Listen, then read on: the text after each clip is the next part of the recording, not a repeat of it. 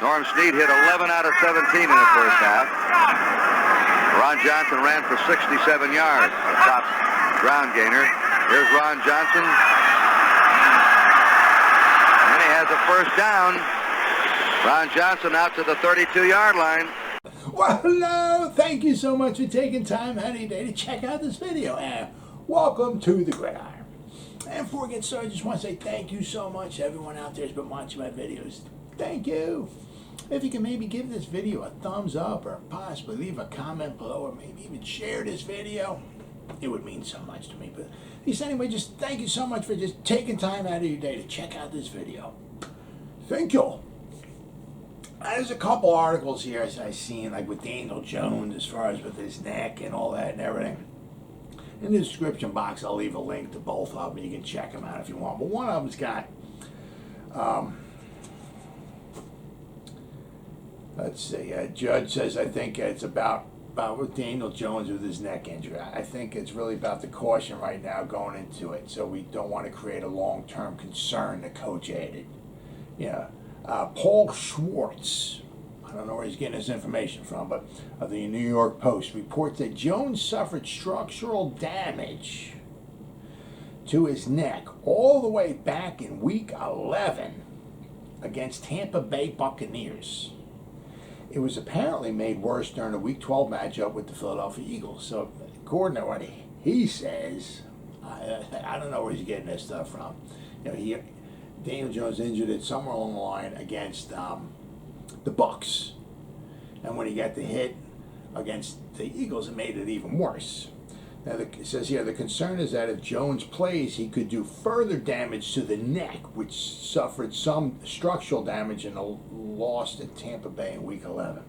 If Jones did indeed suffer structural damage to his neck, it's hard to envision a scenario in which he can both return to the field this season and not be at risk of a long-term problem. Unfortunately for New York, it's likely that Jones has played his last game of the year, and quite possibly, it says here, his last game as a member of the New York Giants. Then there's the other article here. It says, Judge vehemently denies on Thursday that Jones suffered the injury against the Bucs. Joe Judge says, it was in the Philly game. Nothing happened in Tampa. There was absolutely no injury in Tampa, Judge said. I saw the report today. It's completely inaccurate. I guess what the other guy said is that Paul Schwartz said. You know. It's completely inaccurate. We would not put anybody on the field with injury risk, not me nor our medical team. Whenever that information is coming from, that it's being reported, I'm just telling you, whoever's giving it is either lying or just doesn't know, which is quite possible. We're not going to put a player on the field or put anyone at risk with that in terms of any of those injuries, he said. There was nothing in Tampa. It happened against Philly. We're at the point right now that we're just waiting for him to be cleared from contact. That's all. So, you know, I don't know what he's. You know, I mean, obviously, if you come up with just come up with something nice and juicy title like that, of course, people are gonna, oh my God, really? It happened in Week 11. Whoa, let me read this. What's going on? You know. So, Jones flew to Los Angeles with the head trainer Ronnie Barnes on Monday to meet with a specialist for a second opinion, but he still wasn't clear for contact after the exam. Judge has been asked on multiple occasions, obviously, since Jones suffered the injury, if it could be a season-ending injury. And Judge continued to downplay the possibility, and Thursday expressed optimism that Jones will return at some point before the end of the season. In the meantime, backup Mike Lennon, all right, will be expected to start against the Chargers as long as he clears the concussion protocol before Sunday. So apparently he hasn't passed it yet. So at this moment, there's no information that would lead us to any way, shape, or form that there's any threat of anything long-term, Judge said on Jones's injury. We're still optimistic and pushing forward for him to be on the field this year. When doctors clear him for contact and says he's good to go, we'll have him ready to go. That's where we're at right now. So, Judge hasn't been willing to give any sort of timetable, and it's understandable. You know, the Giants don't really have one. I mean, it's like, you know, I mean, if you saw, you know, Daniel Jones, when he got that concussion against the Cowboys, I mean, the way his head hit the, you know what I mean? It got slammed into, it wasn't like it just, softly, I mean, it was like jammed into the turf. I mean, he could have suffered maybe something there as well, too. I mean, just the pounding all year long. I mean, certainly, could be added up, for his, but I mean, something like with the back or like a neck or something like that. I mean, it's like if you take a broken arm, and you take an x-ray of it and you look, yep, that's broke. We're going to take a pin here, or we're going to do this. We're going to, get it that it's going to heal, and then you'll be good to go. And, about 6 weeks, 8 weeks, 7, they can give you a timetable. But I mean, if it's something like, as I said, something up and down the back or the neck and all, that's some risky business. I mean, sure, it ain't got nothing to do with any, but I mean, if you're talking the neck and, you're talking some serious business there. I mean, you're talking, as I said, I'm sure he ain't going to be paralyzed or nothing, but, when something goes wrong there, big time, you can get paralyzed. So it's, the neck and the back is nothing to be fooled around with. What I would love to see, obviously, I'm sure others would like to see too, is we're 4-8. I would love to put Daniel Jones on the shelf until next year. Get Jake Fromm in there. All right, get him some experience. Now, experience, a running game, and a good offensive line is quarterback's best friend. Put him in there the last 5 games of the season, get him some experience, and see what he can do under some live bullets. Right? I mean, you know what you got with Mike Lennon? Yeah, not a well of a lot. Daniel Jones is hurt. I mean, if you're going to, you got Jake Fromm on your roster. Don't you want to see what the guy can do? I mean, see if there's possibilities. I mean, even if he's not going to be maybe a quarterback, a starter or something. I mean, look at it. Just get him in these 5 games. After the 5 games are over, it's like, well, he ain't Tom Brady, he ain't this, he ain't that. But you know what? He might be a serviceable backup. He's cheap. I mean, this is his 2nd year. Next year will be his 3rd year. I mean, he's on a rookie contract. He's not on. He's only making like $750,000, $800,000 a year. He ain't making a lot of money. Would you rather pay him, or would you rather pay Mike Lennon? Especially if he can do a serviceable job. I'd rather see what he can do. I mean, the season's over. I mean, you could say if we win these last 5, we've only won 4 so far. All right. We won these last 5, and these 3 teams lose all their games, and this happens and that happens. Yeah, we might have a chance to. Okay, But if you want to be realistic about it, say the Giants go 3-2, right? That wouldn't be too bad. That would be what would be 7-10. Even if we go 4-1, we'll be 8-9. I mean, we got to go 5-0. We've only won 4 games. We got to go 5-0 just to have a winning record, and still, we're not even guaranteed the playoffs. So, I mean, for the most part, the season's over. I would love to see Jake Fromm just in there and just see what he can do. I mean, the best thing to do is just get him some experience, see what he can do. Now, as I said, Mike Lennon hasn't passed the concussion protocol. Daniel Jones hasn't, been approved for contact yet. So, Jake Fromm just might be your guy. Now, it would be tough for Judge, especially after what happened last year, to put, if Glennon passes the concussion protocol, or if Daniel Jones can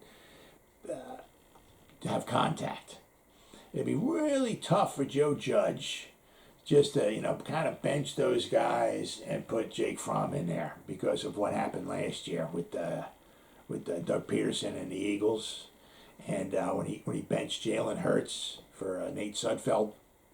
against the Washington football team, last game of the season.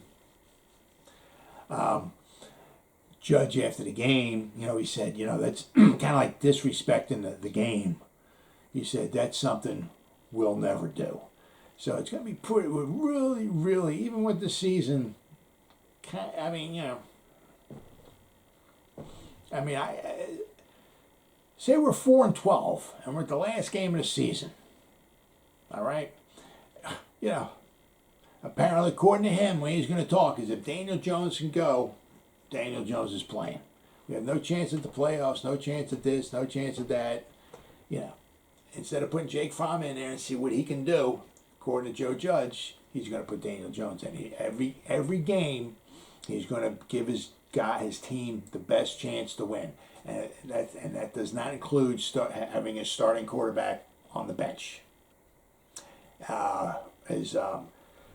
Mike Lennon too is back on the bench and putting Jake Fromm in there just to see what he can do. So Joe Judge would have a real hard time at doing something like that. So Glennon would have to be out and Daniel Jones would have to be out in order for Mike Fromm to start. According to what Joe Judge said last year. Now, what you got to figure, all right, is that maybe, is that if we're losing like 31-3 or something in the last quarter against maybe the Chargers or something like that, if Mike Lennon starts, maybe he'll put Fromm in there.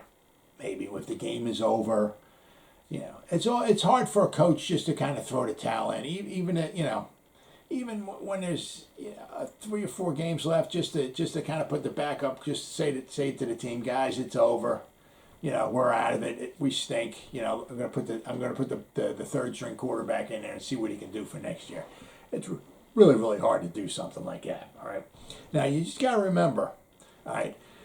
Everybody's so excited. I've seen the people being really excited about. Yeah, let's put Jake Fromm in there. Man, he was good in college. He was so with Dwayne Haskins too. Okay. You gotta remember. All right. Yeah, I'm kind of anxious to see what the guy can do and all that, all right. But you gotta remember, he was drafted in the 5th round. You know who was drafted in? He was drafted in 2020 in the 5th round by the Bills. But you know who else was drafted in 2020? There was 2 guys in the 1st round. Both of his offensive tackles. Andrew Thomas was drafted by the Giants at number 4. That was Jake Fromm's left tackle. Isaiah Wilson, who we got, so we got the threesome, we got the trifecta, we got the quarterback, we got the left tackle, we got the right tackle, we got them all on our team. But Isaiah Wilson was drafted number 29 by the Titans in 2020. Right, so you got to realize that Jake Fromm, the quarterback, had 2 first-round tackles on his team, help protect him. It's something he had in college was according to Pro Football Focus. In 2019, the Georgia Bulldogs were the pass blocking were number 3. Notre Dame was number 2. Western Kentucky was number 1. So if you want to put Western Kentucky maybe aside for a second, because Western Kentucky didn't play Clemson and Ohio State and Notre Dame, and they played lower level. If you put Western Kentucky against Alabama and some of the better, Western Kentucky wouldn't be number 1. So you can almost say that Georgia, basically in 2019, Jake Fromm's last season in college, his Georgia Bulldogs had the number 2 in all of college football pass blocking grade, according to Pro Football Focus. So he had some good pockets to throw the football from. All right. Kind of unlike what he's going to get when he's with the Giants. It's going to be like night and day. Georgia was like kind of number 2 from the top. The Giants pass block, and they're kind of like number 2 from the bottom. There's a huge difference. Now, hopefully, if Jake Fromm gets in there, Freddie Kitchens can start maybe dialing up maybe some quick throws, because you don't want him standing in the pocket. Now, if he starts, or if he plays at all, because the Chargers have a very good pass rush. Their pass rushing grade is very, very good. However, their run defense is not good. Their run defense, they're like number 5 overall, 5th worst. They give up 4. The Giants are right there too. Giants give up 4.5 yards a carry, but the Chargers give up 4.6 yards per carry. The Chargers also have given up the 2nd most rushing yards in the whole NFL. So the Chargers give up a lot of good 4.6 yards per carry. They give up a lot of yards rushing. They give up some rushing touchdowns. So then they got a good pass rush. So if Jake Fromm is in the pocket, there's got to be some quick throws. Maybe if we're going to take a couple shots deep here and there, you better have some good play action going on. Better sell that like a son of a gun. Those linebackers and all better be running up to the line of scrimmage ready to tackle Saquon Barkley. That's give you an extra half a second or whatever to throw the ball deep. But I mean, Freddie Kitchens are going to have to do some dialing up. Now, hopefully, if Jake Fromm is in there, you can get the running game going. Because I said the Chargers are not very good at all against the run. So if you can get the running game going, that would certainly might hopefully help in the passing game. Now he's accurate. Jake Fromm, he's an accurate passer. When he was playing in the preseason with the Bills, he got in the preseason. He didn't have any interceptions, and all of the passes that he threw, he had no passes that were dropped. So he does have an accurate ball. He has an average arm. His arm, he doesn't have a cannon for an arm. So, but when he throws the ball, he's accurate. But there's no cannon. All right. He'll have to learn about his pocket awareness. All right. Since many times at Georgia, all right, he had a clean pocket. He ain't going to have that with the Giants. Yeah, it's going to be night and day if he gets in there. The Giants pass blocking for him. So now he's not Lamar Jackson, but also if the opportunity presents himself, he'll take off and run. Not a lot, but he will take off and run. So I mean, he's a decent quarterback. A lot of people gave him like a 4th round grade. He's nothing going to be super spectacular. I mean, he burst in people's bubble, but I mean, do I want to see the guy put up 50 points on the chart? Yeah, of course. Do I want to see us win the Super Bowl? Just put Jake Fromm in there and 2, 3, 4 touchdown passes a game, no interceptions, just marching us up and down. Sure, I'd love to see that.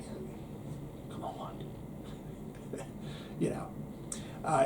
He was drafted in the 5th round. He was not on their roster. He was not on the Bills roster. Mitch Trubisky is the backup quarterback. All right. Jake Fromm was on the practice squad. The Bills practice squad. He was unprotected on it. You can protect 4 guys every week from the practice squad. If he was that good, if they really saw something in him, they really didn't want to lose the guy because they didn't want to put him on the 53-man roster, but they put him on the practice squad. But they really think this is the guy's 2nd year too. I mean, so it's not like well, this is his 1st year. He's just learning. Next, we're going to protect him. Then next year, boom, he's on the starting line. This is his 2nd season. Practice squad. They didn't protect him. There's a reason why. Okay. Now, I mean, if you think that he's going to pop up and start in the Giants, starting team, and as I said, just start completing 70% of his passes or 60 something, I mean, if Daniel Jones is struggling, Mike Lennon, who's been around for since like 2013, I believe it is, I mean, if he's struggling, what do you think Jake Fromm's going to do? As I said, there's a reason why he was on the practice squad and he was unprotected. Now, Daniel Jones, all right, his last year at Duke, all right, we got some very comparable numbers here. Daniel Jones last year at Duke, he completed 60.5% of his passes. Jake Fromm, last year, when he was at Georgia, completed 60.8% of his passes. Daniel Jones threw for 2,674 yards. Jake Fromm threw for 2,870 yards. But Jake Fromm threw for 2,870 in 3 more games. Jake Fromm threw for 205 yards a game. Daniel Jones threw for 243 yards a game. Daniel Jones, his last year, had 22 touchdown passes. Jake Fromm had 24. However, Jake Fromm had 2 more touchdown passes, but he played in 3 more games. Daniel Jones at that pace, Daniel Jones in 11 games through 22. If he played as many games as Jake Fromm did, Daniel Jones would have 28 touchdown passes. Jake Fromm only had 24. Daniel Jones did have 9 interceptions. Jake Fromm only had 5. Daniel Jones's quarterback rating for his last year at Duke was 131.7. Jake Fromm was 141.2. So very comparable. I mean, Jake Fromm's was a little bit better than Daniel Jones, but I mean, you know, the numbers are very, very similar. So I mean, you know, if Jake Fromm coming from Georgia, his numbers are about the same as Daniel Jones, and Daniel Jones is coming from Duke, you know, do you really think Jake Fromm's going to just light it up? Now in 2020, when Jake Fromm got drafted, 7 guys from Georgia got drafted. So it was Jake Fromm and 6 other guys on his team went into the NFL draft. They got drafted. Not undrafted free agent. Actually got drafted. So 7 guys. Just to go show you how good his team was. When Daniel Jones got drafted by the Giants in 2019, 1 guy from Duke got drafted, and that was Daniel Jones. Nobody on his team, nobody else got drafted into the NFL. So that's one of the reasons why Daniel Jones's numbers are a lot lower than what some of the other guys are.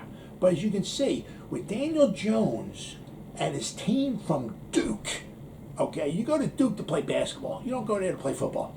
Daniel Jones's team from Duke, his numbers were very comparable to Jake Fromm, who played at Georgia. And they had 7 guys drafted into the NFL. 7. So as I said, so guys, do I want to see Jake Fromm in there and light it up? Absolutely. But, you know, as I said, if Daniel Jones, I mean, last year we had Colt McCoy, you know, with the Jason Garrett offense. We had Daniel Jones not light it up. We had Mike Lennon not lighting it up. Do you really think Jake Fromm is going to come in there and light it up?